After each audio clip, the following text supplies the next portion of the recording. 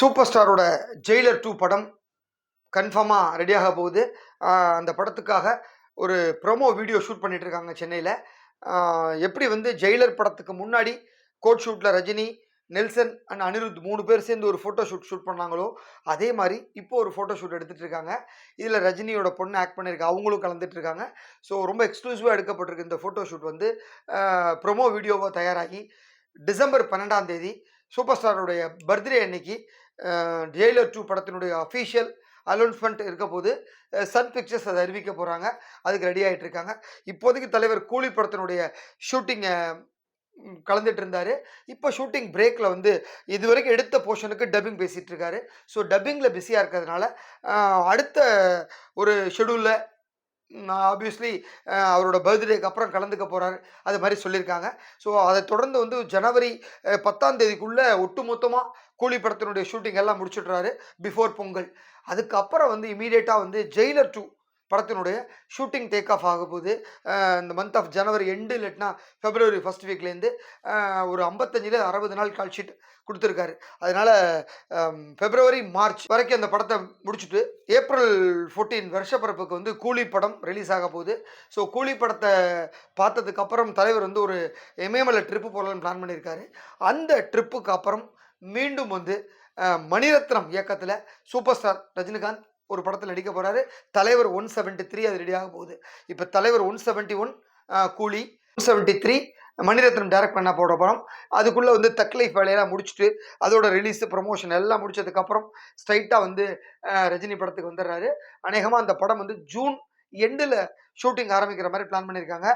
அதுக்கும் ஒரே ஒரு 50-55 நாள் தான் கால் ஷீட்டு. ஸோ ஜூலையில் ஆகஸ்டோட முடிச்சிடுவார் அந்த படத்தை.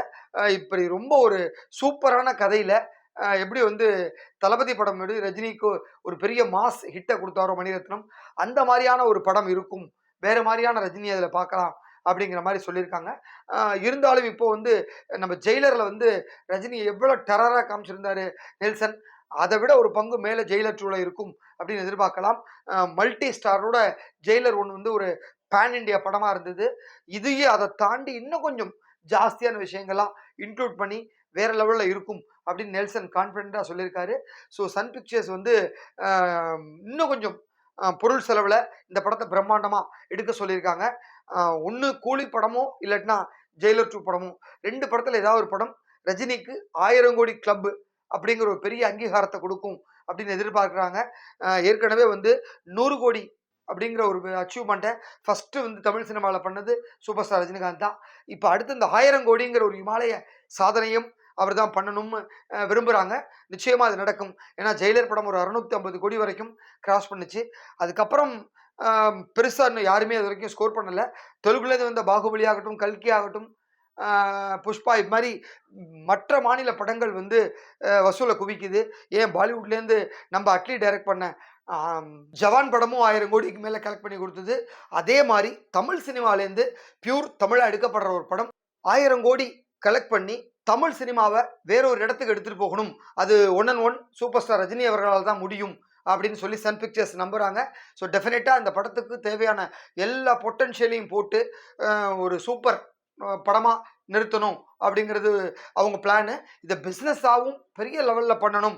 ஸோ 1000 கோடி நிச்சயம் இந்த படத்தை கலெக்ட் பண்ணி கொண்டு போய் சேர்க்கணும் அப்படின்னு முடிவு பண்ணியிருக்காங்க. அதனால் இந்த ப்ரோமோ வீடியோ ரொம்ப சூப்பராக ஷூட் பண்ணிகிட்டு இருக்காங்க. டிசம்பர் 12ஆம் தேதி அன்னைக்கு ப்ரோமோ வீடியோவோட நம்ம ஜெயிலர் 2வை வரவேற்கலாம். சூப்பர் ஸ்டார் ரசிகர்களுக்கு உண்மையிலே இந்த வாட்டி வந்து 2 இல்லை 3 ட்ரீட்டு பர்த்டேக்கு. ஒன்று வந்து கூலி படம் ரெடி ஆகிட்டு இருக்கு, அடுத்து வந்து ஜெயிலர் 2 அந்த ஒரு ஸ்வீட் நியூஸு, அடுத்து மணிரத்னம் டைரக்ட் பண்ணுற படம் அப்படின்னு அந்த 3 ஸ்வீட் நியூஸை ரஜினி பர்த்டேக்கு ரசிகர்களுக்கு கிஃப்டாக கொடுக்க போகிறாரு. எல்லா ரசிகர்களுமே மிகுந்த எந்தோடு இருக்காங்க. ஸோ இந்த டிசம்பர் 12ங்கிறது நிச்சயமாக சூப்பர் ஸ்டார் ரசிகர்களுக்கு ஒரு திருவிழா தான். அது இப்போவே தொடங்கிடுச்சு. ஸோ நம்மளும் தலைவருக்கு இனிய பிறந்தநாள் வாழ்த்துக்களை அட்வான்ஸை தெரிவிச்சுக்கலாம். அதோட வந்து பார்த்தீங்கன்னா இப்போ ரீசெண்டாக வந்து டப்பிங் பேசிகிட்டு இருந்த சூப்பர் ஸ்டார் வந்து திடீர்னு வந்து குடம்பாக்கத்தில் இருக்கிற இளையராஜா ஸ்டுடியோவுக்கு போயிருக்காரு. இளையராஜாவோட பார்த்து பேசிட்டு ரொம்ப நேரம் வந்து பேசியிருந்தார். அப்புறம் வெளியில் வந்து ஒரு ஃபோட்டோவை எடுத்துகிட்டு இருக்காரு. அதில் விடுதலை 2 பற்றியும் நிறைய எக்ஸ்பீரியன்ஸை ஷேர் பண்ணிட்டு இருக்காங்க. அப்புறம் இளையராஜாவோட அந்த பயோபிக் படம் குறித்தும் இளையராஜாட்ட சூப்பர் ஸ்டார் ரொம்ப விசாரிச்சிருக்காரு. அநேகமாக வந்து அதில் இன்னும் ஏதாவது ஒரு அப்டேட் இருக்கலாம் அப்படின்னு சொல்கிறாங்க. அது அடுத்தடுத்த விஷயங்கள் நமக்கு தெரியும். நன்றி.